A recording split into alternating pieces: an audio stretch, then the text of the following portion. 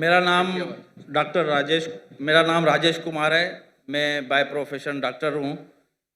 मेरी डॉक्टर जाकिर नाइक से सवाल भी है और इल्तिजा भी है, रिक्वेस्ट है। हम पाकिस्तान में पैदा हुए हैं, तो हम शुरू से ही इस्लामियात और मुस्लिम्स दोस्तों के साथ काफ़ी हमारा कोऑर्डिनेशन रहा है। तो हमें इस्लाम के बारे में 100% नॉलेज तो नहीं है, लेकिन हमारा कुरान शरीफ पे बहुत ज़्यादा बिलीव है कि जो बातें कुरान शरीफ में लिखी हैं वो अटल है और अटल ही रहेंगी। मेरी रिक्वेस्ट और सवाल ये है कि हमारे मुल्क में डॉक्टर साहब आए हैं, डॉक्टर साहब की बड़ी ऑनर है। डॉक्टर साहब की बात गवर्नर साहब भी रखेंगे, हमारे दूसरे बड़े हुक्मरान जो इस वक्त लीड कर रहे हैं वो भी रखेंगे। तो मेरी इल्तिजा ये है कि हमारे मुल्क में शरई नफाज, शरीयत का कानून नाफिज होना चाहिए। उससे इस्लाम भी आगे आएगा, हम मुसलमान भी आगे आएंगे, हमारे मुल्क में लोगों को सपोर्ट भी होगी, लोगों का साथ भी होगा। जैसे सऊदी अरब में और दूसरे मुस्लिम ममालिक में, अफ़गानिस्तान में कोई चोरी करता है तो उसके हाथ काट दिए जाते हैं, कोई ज़ना करता है तो उसके साथ वही अमल होता है जो कुरान शरीफ में लिखा हुआ है। तो हमारे मुल्क पाकिस्तान में, जो कि इस्लाम बेस बना हुआ है, जिसमें हम इस्लाम की बातें सबसे ज़्यादा करते हैं, तो इधर भी मेरे हिसाब से ये कानून नाफिज होना चाहिए। फिर उसमें अगर कोई हिंदू है या कोई दूसरे मज़ाहब के लोग हैं, अगर वो भी कोई इस किस्म का कोई उनसे मिसहैप हो जाता है, तो जो सज़ा मुस्लिम के लिए वही सज़ा उनके लिए भी लागू होनी चाहिए। ये मेरी डॉक्टर साहब से रिक्वेस्ट है कि हमारे हुक्मरानों को ये अपनी तरफ से इल्तिजा करें कि हमारे मुल्क में ये शरई नफाज होना चाहिए। Thank you very much. Doctor Rajesh ने एक बहुत बेहतरीन इल्तिजा की है मुझसे और कहा है कि लोग मेरी पाकिस्तान में इज़्ज़त करते हैं, अल्हम्दुलिल्लाह। तो वो कहते हैं मुझे कि आप पाकिस्तान में शरिया कानून क्यों नहीं नाफिज करें। करना चाहिए, ना कि सिर्फ मुसलमानों पर लेकिन गैर मुसलमानों पर। और जैसा मैंने पहले कहा था कि पाकिस्तान एक वाहिद मुल्क है सारी दुनिया में जो इस्लाम के नाम पे पैदा हुआ या कायम किया गया, वाहिद है। नाम भी है इस्लामिक रिपब्लिक ऑफ पाकिस्तान, वाहिद मुल्क जो इस्लाम के नाम पे अलहदा हुआ, अलग हुआ और सिर्फ बुनियाद डाली। और पाकिस्तान मतलब पाक जगह, स्थान मतलब जगह, पाक मतलब होली, पाकिस्तान। और थ्योरेटिकली जो मैं सुना हूं कि कुरान इज द कॉन्स्टिट्यूशन, जो कानून है कुरान का होना चाहिए। है क्या है पता नहीं मुझे, लेकिन जो हमारे हिंदू भाई डॉक्टर राजेश ने कहा और उसने फरमाया, ये उस वक्त साहबा के दौर, खुलफा राशिदीन के दौर, गैर मुस्लिम कहते थे कि हम चाहते कि हम, भले हम गैर मुस्लिम हैं, लेकिन हम चाहते कि एक मुस्लिम खलीफा रूल करे, क्योंकि वो मुस्लिम खलीफा में और सिक्योरिटी पाते थे कि हम यहाँ और महफूज रहेंगे, हमारे कोई चोरी नहीं होंगी, यहाँ कोई बलात्कार नहीं होगा, कोई चीटिंग नहीं होगी, इसीलिए अमन चाहते हैं। भाई साहब ने जो इल्तिजा की है मुझसे, मैं तो हमेशा नॉट पाकिस्तान जो भी हुक्मरान से मिलता हूँ तो अल्लाह ताला मेरा हिसाब किताब तो लेंगे ना। ये कौन है जाकिर भाई? अल्लाह ने मुझे मिलाया क्यों हुक्मरान से? अल्लाह जब मिलाता है मुझे कोई हुक्मरान से, या कोई प्राइम मिनिस्टर हो या प्रेसिडेंट हो या मलिक हो या शेख हो, मैं पहले ये भापता हूं कि ये मेरे कितना करीब है, कितना करीब है। और क्योंकि ऐसी कुछ चीज कहना कि मुझे पता है 100% नहीं मानने वाला है, तो छोटी चीज कहो ना तो मानेगा। क्योंकि जब मैं मिलता हूं जो हेड्स ऑफ स्टेट थे, माशाल्लाह हमारे वहाँ 50 से 85 से ज़्यादा तो मिल चुका हूँ मैं, जो मुस्लिम ममालिक के हैं, गैर मुस्लिम ममालिक हेड्स ऑफ स्टेट से भी मिला हूँ मैं। अल्लाह ने मुझे नवाजा है, मैं कुछ नहीं, मैं नाचीज़ हूँ। तो जब मिलता हूँ तो अल्लाह ताला में हिसाब किताब लेंगे ना, मैंने तुझको मिला है, तूने किया क्या, बराबर कि नहीं। तो ये मुझे एज अ दाई मुझे देखना चाहिए वो उसके नज़दीक मेरी इज्जत कितनी, और बेस्ड ऑन इज्जत मैं रिकमेंडेशन देता हूँ। मैं एक मिसाल दूंगा आपकी जवाब पूरा करने के पहले। जो गैम्बिया के प्रेसिडेंट थे डॉक्टर याहिया जामे, उनने मुझे एक इनविटेशन दिया था, दावत दी थी 2014 में। मैं बोला गैम्बिया, ये गैम्बिया का नाम तो सुना ही नहीं मैंने, ज़ैम्बिया पता, गैम्बिया क्या है। मैंने बोला मैनेजर चेक करो भाई ये कंट्री है क्या नहीं।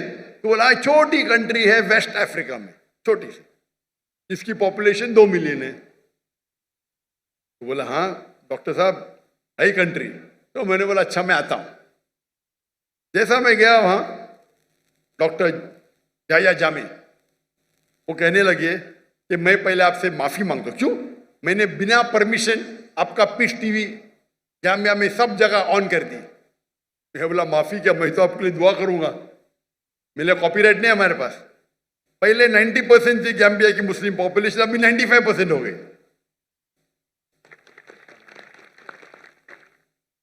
और मुझे वो चाहते थे। फिर उन्होंने कहा कि मुझे पता है आपको यहाँ वहाँ जाने में प्रॉब्लम है।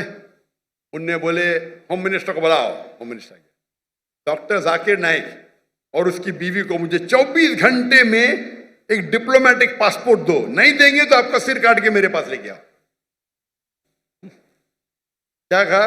24 घंटे में डॉक्टर जाकिर नाइक और उनकी बीवी को डिप्लोमेटिक पासपोर्ट दो, नहीं तो नहीं कर सकते तो आपका सिर काट के। यानी वो थे कमांडर, माशाल्लाह 24 घंटे में मुझे डिप्लोमेटिक पासपोर्ट मिल गया। फिर मैंने कहा भाई डिप्लोमेटिक पासपोर्ट में इंडियन हूं, बट नो प्रॉब्लम, अभी तो मेरे अम्ब्रेला में दिया तो ले लिया मैंने, और कहा कि आप मेरे रिलीजियस एडवाइजर है, आज से आप मेरे रिलीजियस एडवाइजर। तो मुझे रिलीजियस एडवाइजर बनाया। मैंने बोला ये तो बहुत बड़ा होता है भाई, कोई कंट्री का रिलीजियस एडवाइजर। अल्लाह ताला पूछताछ करेंगे तो मैं फंस जाऊंगा, तो आप बोलो मैं क्या करूं। तो मैंने जब देखा मेरे से बहुत मोहब्बत करता है, मेरे लिए कुछ भी करने को तैयार है, माशाल्लाह, तोहफे ये वो। उनको तो पूरे पब्लिक के अंदर हमर में आप देखेंगे वीडियो, वो कमांडर है, उनकी गाड़ी में बैठ के सब हजारों लोग पीछे जा रहे हैं, और कमांडर है। और वहाँ सब लोग चाहते हैं क्योंकि पीस टीवी में कॉमन था। जो पता ही नहीं, पूरे जेट प्लेन में पूरे लोग को, मेरे स्टाफ, हम लोग 55 लोग गए थे शूट, उस टाइम 55 लोग हमारी क्रू होती थी, तो पूरी क्रू गई उधर। और कहा कि हर एक आदमी को, एक एक स्टाफ को अलग अलग कमरा। मैंने बोला एक स्टाफ है, नहीं भाई प्रेसिडेंट की तरफ से आया, एक एक आदमी को 5 स्टार में अलग अलग कमरा।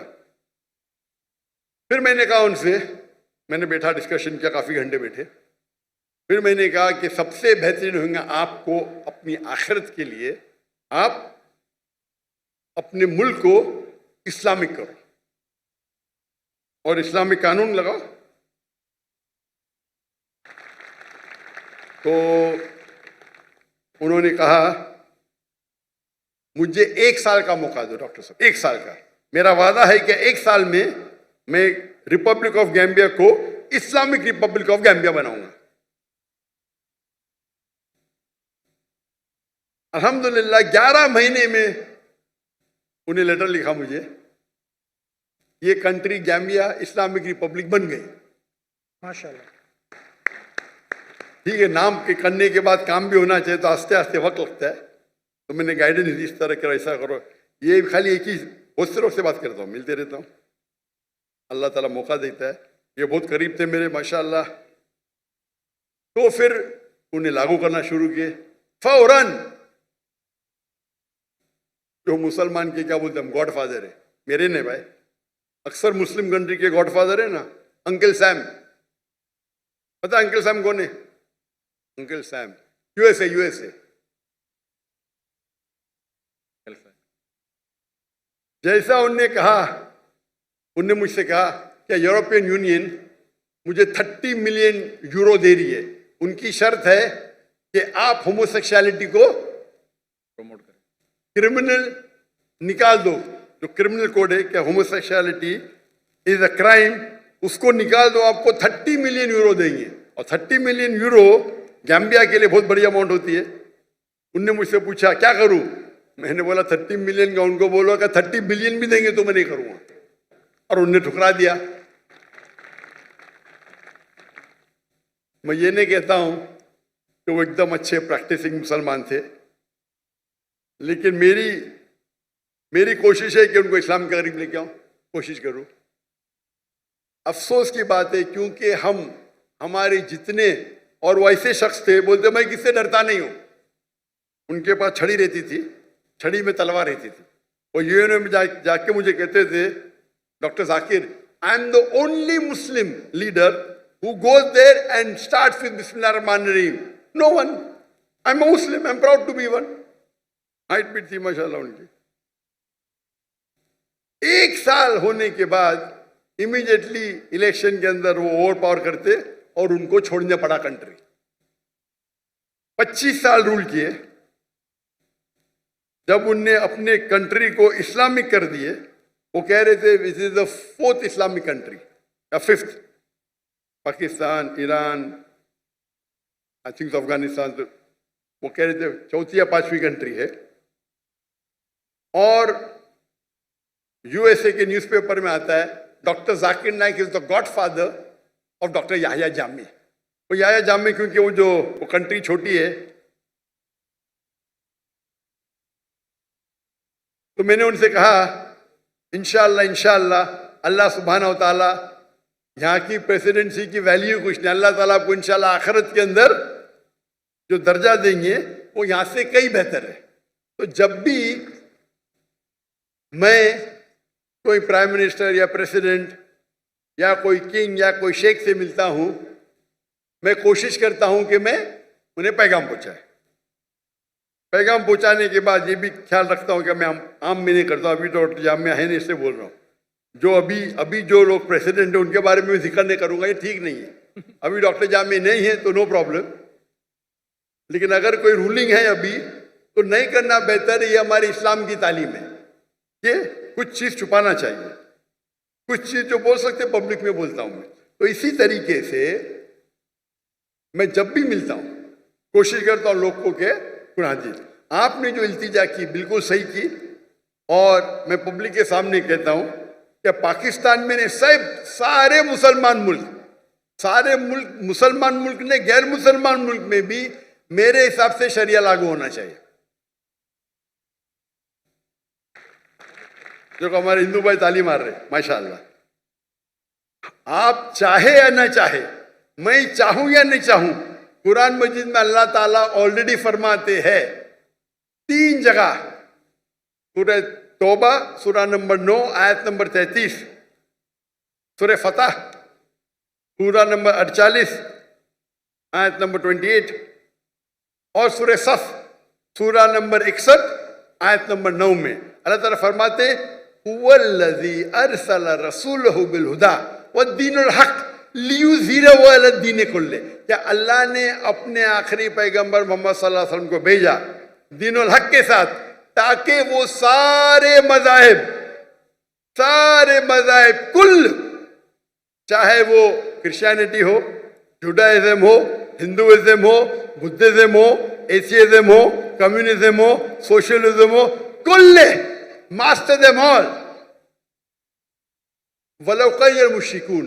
2 जगह अल्लाह ताला फरमाते वलौ करियल मुश्रिकून, कितना भी वो मुश्रिक लोग गैर मुस्लिम लोग चाहेंगे फिर भी ये होंगे। और एक जगह अल्लाह ताला फरमाते वह कफ़ा बिल्लाही शहीदा, और काफ़ी है अल्लाह शहादत के लिए। तो ये 3 जगह अल्लाह ताला का वादा है कि सारी दुनिया की हुकूमत इस्लामिक होगी। उसकी तारीख नहीं लिखी गई है, लेकिन हदीस में आता है। अभी वो 2 साल बाद होगा, 20 साल बाद होगा, 200 साल बाद, ये मैं जानता नहीं, लेकिन ये हदीस के अंदर कई हदीस में है इंशाअल्लाह सारी दुनिया में खिलाफत आएंगे और 7 साल तक मुसलमान सारी दुनिया को रूल करेंगे। ये पढ़ के मुझे बहुत इत्मीनान होता है। आज की हालात जो देखते, जो आज की हालात हम मुसलमान की है, तो हम ख्वाब में भी ये सोच सकते ही हो सकता है। अल्लाह के रसूल की हदीस है कि अल्लाह ताला फरमाते एक वक्त आएगा जब मुसलमान पे सब लोग झपटेंगे, तो साहबा पूछते क्या उस वक्त मुसलमान कम होंगे? तो अल्लाह के रसूल फरमाते नहीं, मुसलमान बहुत तादाद में रहेंगे, लेकिन झाग की तरह रहेंगे, फ्रॉथ, उनकी कोई वैल्यू ही नहीं। आज हम देखते मुसलमान 25% है, 2 बिलियन से ज्यादा, वैल्यू नहीं कुछ, क्योंकि हम कुरान को छोड़ चुके हैं। कुरान पे अमल नहीं करते अक्सर लोग, मुमालिक नाम में रहेंगे लेकिन काम से नहीं है। तो अगर हम कुरान और हदीस पे चले, और जैसे आपने इल्तिजा की कि शरिया लॉ होना चाहिए, मैं भी चाहता हूं, सिविल एंड क्रिमिनल बोथ, मेरी भी ख्वाहिश है पाकिस्तान में ने पूरे दुनिया में हो। अगर पूरे दुनिया में शरिया नाजिल होंगी तो इंशाअल्लाह अमन होगा। कौन आपको ब्लैकमेल नहीं करेगा, कौन आपको धमकी नहीं देगा, कोई टेररिस्ट बचेगा नहीं, आपको ना जिना दिखेगा। और हदीस में आता है 7 साल तक पूरे दुनिया में अमन रहेगा। प्रॉब्लम ये है हम मुसलमानों में, कम कहते हैं मुस्लिम है, शरिया है या, लेकिन अमल नहीं करते। इसीलिए आप देखेंगे कि कौन जिम्मेदार इसका, कौन जिम्मेदार? पाकिस्तान में कौन जिम्मेदार? कौन जिम्मेदार है पाकिस्तान में? कौन? पब्लिक, सब हैं, सब इन्वॉल्व हैं। माशाअल्लाह, आप नहीं लेकर के इनको लेके आए ना।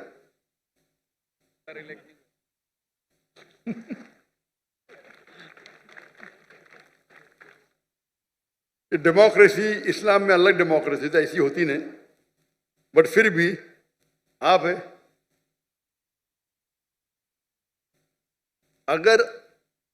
अगर आप चाहे कि वो लोग आए जो इस्लाम को कायम करे, अभी के लोग भी कायम करना चाहते हो मुझे पता नहीं, आप लोग अगर करेंगे, आप चाहेंगे तो हो सकता है, आप नहीं चाहते होंगे, आपकी गलती है। तो अगर हम चाहते हैं तो बिल्कुल आसान है, और ये इसकी बुनियाद, ये मुल्क की बुनियाद ही है इस्लाम। इस्लाम के नाम पे अलग हुआ तो आपके लिए तो और आसान है, आपके कॉन्स्टिट्यूशन में लिखा हुआ है, हमारे कॉन्स्टिट्यूशन में तो नहीं है, आपके कॉन्स्टिट्यूशन में। तो आप कॉन्स्टिट्यूशन में लिखा है, तो आप जो तरीका है, जो अच्छे दानिश्वर है मुसलमान पाकिस्तान में, मिलो, जाके उनसे बात करो, क्या लॉज है पढ़ो, और इंशाल्लाह मन के साथ ये हो सकता है। बेनसीब हाथ में आपके है, मेरे ने। जितना अल्लाह ने मुझे सलाहियत दी मैं तो दावत देता हूं, वो तो मेरा काम है, लेकिन कि चाबी आपके हाथ में, मेरे हाथ में नहीं। मैं तो आया कल चले जाऊंगा, बराबर के नहीं? चाबी आपके हाथ में, आपसे पूछताछ होगी। तो जैसे भाई साहब ने क्या, मैं रिक्वेस्ट तो कर दिया हूं, इंशाअल्लाह हम देखेंगे कितना जल्दी होता है कि पाकिस्तान के अंदर ही नहीं, सारी दुनिया में, ये लेक्चर में कहता हूं मैं, सारी दुनिया में इस्लाम का कानून होना चाहिए। और मैं ये कहता हूं अगर डिबेट हो जाए, debate, let's have a debate कि कौन सा कानून बेस्ट है, क्रिश्चियन हो या हिंदू हो या इस्लामिक हो, सेक्युलर हो, इस्लाम की तरफ से मैं आऊंगा। मैं कोई आलिम स्कॉलर नहीं हूं, मैं बोला अगर दम है किसको तो डिबेट करो भाई, मैं साबित करूंगा साइंटिफिकली, लॉजिकली, कोई बेहतर कानून नहीं बनिस्बत अल्लाह के। आप कोई यूएसए का कॉन्स्टिट्यूशन लेके आओ, इंडिया का कॉन्स्टिट्यूशन लेके आओ, यूके का लेके आओ, पाकिस्तान का पता नहीं मुझे, कोई भी कॉन्स्टिट्यूशन लेके आओ, इस्लाम की तरफ से मैं नुमाइंदगी करूंगा इंशाअल्लाह। कोई नया कॉन्स्टिट्यूशन मुझे वक्त देना पढ़ने के लिए, नहीं पता तो पढ़ूंगा ना, मैं तहकीक करूंगा ना, तहकीक करके इंशाअल्लाह इस्लाम की तरफ से मैं हाजिर हूं, साबित करूंगा। लाइव डिबेट फ्री, बड़े मैदान में करेंगे। कि भाई साहब ने 1 लाख कहा, गलत कहा। वो 1 मिलियन का तर्जुमा 1 लाख कर दिया इनने। 1 मिलियन का तर्जुमा होता है 10 लाख। सबसे बड़े गैदरिंग 10 लाख है, किशनगंज में 10 लाख। 1 लाख नहीं, 1 मिलियन का तर्जुमा होता है 10 लाख। सबसे बड़ी गैदरिंग 10 लाख है। इंशाअल्लाह अगर कानून पे बहस हुआ तो 10 लाख के 1 करोड़ आ जाएंगे इंशाअल्लाह। ठीक है ना? इस्लाम के तरफ से मैं नुमाइंदगी करूंगा। अब डॉक्टर राजेश, आपने मुझे इल्तिजा की, मैंने बोल दिया जवाब। मैं आपसे पूछना चाहता हूँ, जी हाँ, क्या आप एक खुदा में मानते? जी हाँ, आप मानते कि बुत परस्ती सही है क्या गलत है? बिल्कुल सही नहीं है। बुत परस्ती गलत है? जी हाँ, माशाअल्लाह। आप मानते हैं कि मोहम्मद सल्लल्लाहु अलैहि वसल्लम अल्लाह के पैगंबर है? बिल्कुल। माशाअल्लाह। तो ये दो चीज, जिस तरीके से मैंने कुछ लम्हों पहले कहा था कि इस्लाम में एंटर होने के लिए 2 चीज की जरूरत है। मानो कि एक खुदा है और उसका कोई माबूद नहीं, कोई मूर्ति नहीं, और मोहम्मद सल्लल्लाहु अलैहि वसल्लम आखिरी पैगंबर। आप तो दोनों में मानते, तो मेरे हिसाब से आप मुसलमान हैं। माशाल्लाह। आप समझे ना? बिल्कुल। मैंने तकरीर की है similarity between Islam and Hinduism. बाद में मेरे एक और सवाल है। पहले मेरे सवाल का जवाब दीजिए ना। क्या? नहीं, मेरा सवाल था, आप मानते खुदा एक है? जी हाँ, आप मानते अल्लाह के रसूल मोहम्मद सल्लल्लाहु अलैहि वसल्लम है, तो उसका मतलब मुस्लिम है आप। माशाल्लाह। तो आप चाहेंगे शहादत देने के लिए? शहादत, मुसलमान होने के लिए शहादत देने की जरूरत। मान लो आप मुस्लिम है, तो मेरे हिसाब से आप मुस्लिम हैं, मेरे हिसाब से। और जो इल्तिजा आपने की यहाँ के कि कोई भी मुस्लिम में दम नहीं था, बाकी नहीं किया। इधर हजारों लोग हैं, 50,000 लोग हैं, इसमें दम ही नहीं था। जी हाँ, आप मर्द के बच्चे हैं माशाअल्लाह, इसीलिए मैं आपकी इज्जत करता हूँ। बिल्कुल। समझे ना? डॉक्टर साहब, आपसे सबकी मोहब्बत है। जी हाँ, अल्लाह पाक सबको खुश रखे। आमीन। जितने भी हमारे ऑडियंस हैं, आप लोग भी खैरियत से पाकिस्तान से अपने मंजिल मकसूद तक चले जाएं। जी हाँ, और इंशाल्लाह नेक्स्ट टाइम जब आप आएंगे तो इससे भी अच्छा प्रोग्राम होगा इंशाल्लाह। और उसमें इंशाल्लाह कोई हमारी इससे भी अच्छी बातें होंगी। मेरा एक और सवाल है जी हाँ। कि माइनॉरिटी के हकूक़ मुस्लिम रियासत पे किस हद तक हैं और माइनॉरिटी के अपने क्या फ़राइज़ हैं कि हम अपनी रियासत के लिए हमें क्या करना चाहिए? बहुत अच्छा सवाल है कि इस्लामिक कानून में इस्लामिक गवर्नमेंट के क्या हुकूक है गैर मुस्लिम के मुतालिक, और माइनॉरिटी के गैर मुस्लिम के क्या हुकूक है उस इस्लामिक रियासत के। नंबर 1, इस्लामिक रियासत ये 2 चीज़ें, वो गैर मुस्लिम है, तो इस्लाम में कोई भी किसको ज़बरदस्ती कर नहीं सकता इस्लाम कबूल करने। लेकिन इस्लामिक शरीयत है तो जो अरबी लफ्ज़ उनके लिए होता है दिम्मी, गैर मुस्लिम। मतलब वो भले मुस्लिम नहीं है, इस्लाम कबूल नहीं किया, लेकिन वो मानते हैं कि हम इस इस्लामिक गवर्नमेंट के छत्र छाए में रहेंगे। वो ज़रूरी नहीं माने अल्लाह एक है, वो चाहे अल्लाह 3 माने, नो प्रॉब्लम। ज़रूरी नहीं कि माने मोहम्मद सल्लल्लाहु अलैहि वसल्लम में, लेकिन वो ये मानते हैं कि हम इस्लामिक गवर्नमेंट के प्रोटेक्शन में। तो जब वो प्रोटेक्शन में मानते हैं तो रूल है कि उनको बाकी चीज़ नहीं, लेकिन एक होता है जिजिया टैक्स, बहुत कम होता है आज की तारीख में, कपल ऑफ $100, ज़्यादा नहीं। आज जो इनकम टैक्स बढ़ते हैं वो जिजिया टैक्स से कई गुना ज़्यादा है। तो जिजिया टैक्स मतलब आप मानते हैं कि आप अंडर प्रोटेक्शन है इस्लामिक लॉ में। तो आप एक बार प्रोटेक्शन में आ गए तो कोई भी आपको परेशान करे तो वो इस्लामिक हुकुम, इस्लामिक गवर्नमेंट का ड्यूटी है कि आपको प्रोटेक्ट करे। अगर कोई भी आपके घर में चोरी करे तो उनकी ड्यूटी है उसको पकड़े, आपको कोई नुकसान करे तो उससे रोकना उनकी ड्यूटी है, चाहे मुस्लिम हो या गैर मुस्लिम। और मिसाल है हज़रत उमर रज़ियल्लाहु अन्हु की, जब वो खलीफा थे तो 10 मुसलमान एक यहूदी लड़की को मारते, कत्ल करते, 10 के 10 को पेनल्टी, कत्ल। मुसलमान थे, यहूदी लड़की को मारते हैं, कत्ल करते, मुस्लिम 10 मुसलमान यहूदी लड़के कत्ल करते, नाजायज था, सारों को सजाए मौत। ये इस्लाम का कानून है। तो जिस तरीके से बाकी मुसलमान को प्रोटेक्ट होता है, हर गैर मुस्लिम को ज्यादा क्योंकि इज्जत का सवाल है, ज्यादा होता है। क्यों? क्योंकि आप हमारे अंडर प्रोटेक्शन में हैं, और अगर जंग होती है वो मुस्लिम मुल्क के दूसरे के साथ, आपको जंग में आने की जरूरत नहीं। बाकी मुसलमान चाहे डॉक्टर हो, चाहे इंजीनियर हो, चाहे करोड़पति हो, अगर खलीफा ने कहा आपको जंग में हिस्सा लेना है तो लेना लाजिम है, उनके लिए कोई एस्केप नहीं है। लेकिन गैर मुसलमान के लिए वो अपने घर पे सुकून से रह सकते, दे विल बी प्रोटेक्टेड। तो आप कंपेयर करो, आप इतना इनकम टैक्स देते हैं आम शहर में, फिर भी प्रॉब्लम होता है। यहाँ जिजिया दो, मानो, यू आर वेल। इसीलिए आप हिस्ट्री देखेंगे, सहाबा के दौर, खुलफा राशिदीन के दौर, गैर मुस्लिम चाहते थे, इनवाइट करते थे गैर मुस्लिम, यहाँ आके भाई हमारे राज्य को निकालो, आप आके रूल करो। खत लिखते थे हमारे खलीफा को, आप यहाँ हो। जब वो आते थे, कुछ लोग मुसलमान बनते थे, कुछ नहीं बनते थे। जो लोग मुसलमान नहीं बनते थे वो भी लेकिन सुकून की नींद सोते थे। तो इस्लाम जो स्प्रेड हुआ, ये हमेशा जो हिस्ट्री में बता तलवार तलवार, ठीक कुछ तलवार हुए, ऐसा नहीं कि नहीं हुए, लेकिन ये अक्सर जो फैला वो अमन के साथ फैला। हमारे ताजिर जाते थे, उनको दिन अच्छा लगा, मान लिए। मलेशिया, इंडोनेशिया, कोई मुस्लिम आर्मी नहीं है। तो और आपका दूसरा पार्ट सवाल का कि गैर मुस्लिम के हुकूक क्या है? गैर मुस्लिम के हुकूक ये है क्या वो देखे और रूल को फॉलो करे, जो कानून है उसको फॉलो करे। ऐसा नहीं कि वो कानून तोड़े तो उनको भी पनिशमेंट मिलेगी, तो जो कानून है उसको फॉलो करे। ये देखे कि वो कोई भी इस्लामिक चीज के खिलाफ ना बात करे, नहीं माने नो प्रॉब्लम, लेकिन आगे अगर नारे लगाए गए इनके खिलाफ उनके तो ये गलत है, तो आपको रूल्स फॉलो करना चाहिए। आप महफूज है, आप अपना ईमान रख सकते हैं, ईमान बदलने की जरूरत नहीं है।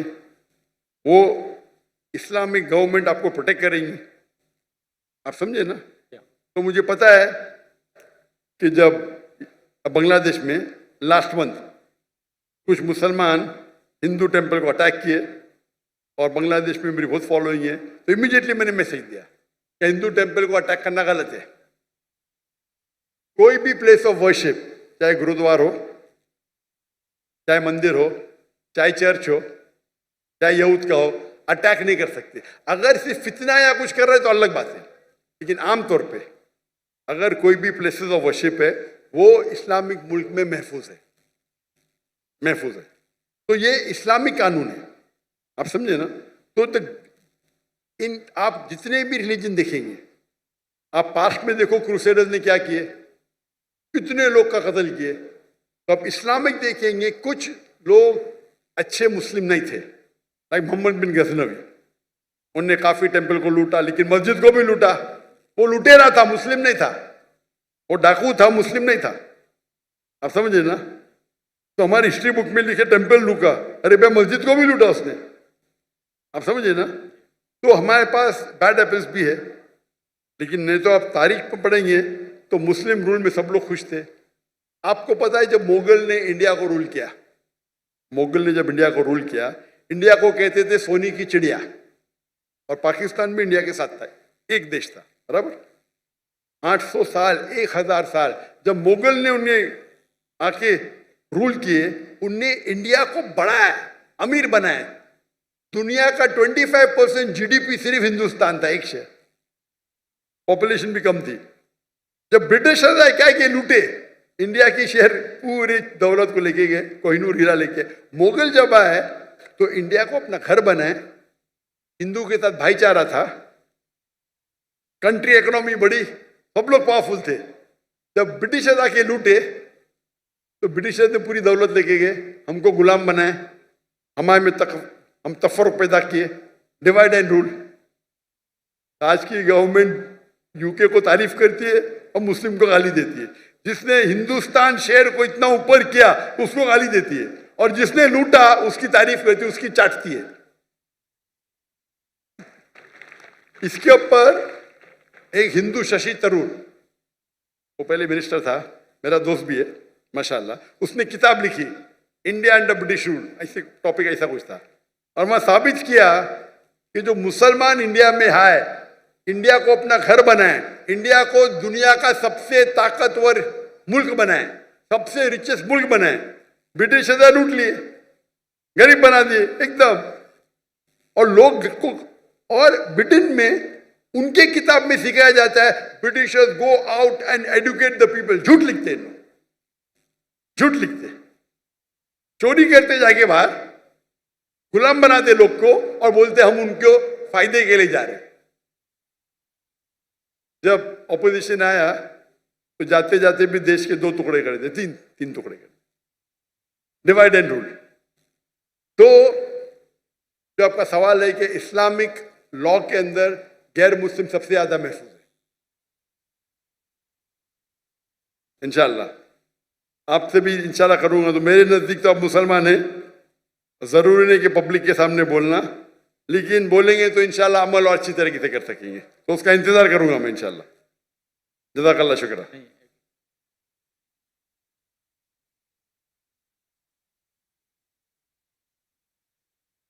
मैंने जो भी बात सुनी और डॉक्टर जाकिर नाइक साहब ने पूरा किस्सा सुनाया कि किस तरह उन्होंने एक मुल्क के प्रेसिडेंट को बताया, हिदायत की बात समझाई, तो मैंने हमारे ये जो हिंदू भाई उनकी बात भी सुनी। तो मैं डॉक्टर साहब कल सुबह पहला काम ये करूँगा कि मैं अपने मुल्क के जो वज़ीर आज़म पाकिस्तान है उनको मैं ख़त लिखूँगा कि कम से कम मेरे सूबे में या आइन में कुरान और सुन्ना के मुताबिक नफाज किया जाए और शरई तमाम असूल इस सूबे में कम से कम नाफिज किए जाएं। तकबीर। मैंने कहा मैं आपके गुज़ार करूँ इंशाअल्लाह ताला, और आप दुआ फरमाइएगा कि अल्लाह ताला हम सभी को ये हिदायत दे। तकबीर, तकबीर, अल्लाहु अकबर, तकबीर, अल्लाहु अकबर। माशाअल्लाह, मैं गवर्नर साहब के साथ 4 दिनों से हूं। माशाअल्लाह, मर्द है माशाअल्लाह। और इतना समझ लिए, तो गवर्नर साहब ने पब्लिक के सामने कहा इंशाअल्लाह खत भी लिखेंगे, इसका रिजल्ट क्या है वो अल्लाह पे छोड़ो, उनको सवाब तो मिल गया, उनको सवाब तो इंशाअल्लाह मिलेगा। नियत अगर नियत है कि अल्लाह ताला का जो पैगाम पहुंचा है और अल्लाह ताला का कानून, वो रिजल्ट से क्या होता है हमें लेना नहीं है, वो अल्लाह पे छोड़ो। अल्लाह कुरान में अल्लाह ताला फरमाते फज़क्किर इन्नमा अंता मुज़क्किर, आप जिक्र करो, दावत दो, दिल को बदलना अल्लाह के हाथ में, हमारा काम है दावत देना। तो जो गवर्नर साहब ने अभी कहा मैं उससे काफी बेहद खुश हूं। इंशाअल्लाह मैं भी लोग से मिलता हूं, वो दावत तो देते रहता हूं। इंशाअल्लाह अगर ये खत लिखेंगे तो हो सकता है कि इसका जो रिजल्ट है फौरन मिले या लेट मिले, लेकिन सवाब तो उनको ज़रूर मिलेगा इंशाअल्लाह। जी खुशामदीद दोस्तों, उम्मीद करता हूँ वीडियो आपने पूरी देखी होगी और आपको पसंद भी आई होगी। देखो आजकल जो सोशल मीडिया का दौर है, तो मैं पहले भी बता चुका हूँ कि उसके फ़वाइद भी बहुत ज़्यादा है और नुकसानात भी बहुत ज़्यादा है। अगर फ़वाइद की बात करें तो फ़ायदा उसकी ये है कि दुनिया के मालूमात आपको सेकंड्स में मिल जाती है। आप अपने बिस्तर पर लेटे हुए हैं, आपको मालूमात मिल जाती है। अगर आपको किसी चीज़ के बारे में पता करना हो, प्राइस मालूम करनी हो, जो भी चीज़, जो भी मसला आपको है, आप फ़ौरन वहाँ से मालूम कर सकते हैं। इसी तरह लोगों की अर्निंग की वजह भी बहुत बन गई है, लोग अपने घर बैठे पैसे कमा रहे हैं। इसी तरह नुकसानात भी बहुत ज़्यादा है। वो ये कि अगर इसका मिसयूज़ किया जाए। मिसयूज़ ये होता है कि जब आप किसी पर्सनालिटी को टारगेट करें, उसके ख़िलाफ़ फेक एजेंडे बनाएं और उसके ख़िलाफ़ प्रोपेगेंडा करें और उसको जो है ना शोहरत से नीचे तक आप ले आए, गलत पोस्ट और गलत इन्फॉर्मेशन की वजह से। जी बिल्कुल, मैं बात कर रहा हूँ डॉक्टर जाकिर नाइक की और इसी तरह मुफ्ती तारिक मसूद की। अगर आप दोनों का मवाज़ना करें तो माशाल्लाह दोनों आलिम दीन है, दोनों ने दिन की खिदमत बहुत ज़्यादा की और क्रिटिसिज्म भी इनके ऊपर बहुत ज़्यादा होता आ रहा है। कभी डॉक्टर जाकिर नाइक के ऊपर कि ये किस तरह आलिम दीन है, मदरसे से फ़ारिग़ तहसील नहीं है, और इसके अलावा मुख्तलिफ़ किस्म के इल्ज़ामात लगाना, तो ये लोगों का पेशा बन चुका है। इस वजह से लोग इस पर इल्ज़ामात लगा रहे हैं। दूसरी बात ये कि आप ख़ुद को अगर उनकी जगह पर पाओ और आपके सामने कैमरा रख दिया जाए और 4 घंटों तक मुसलसल आपसे सवालात होते रहे, तो क्या है वो लोग इंसान नहीं है? क्या मुफ्ती तारिक मसूद इंसान नहीं है? क्या डॉक्टर जाकिर नाइक इंसान नहीं है?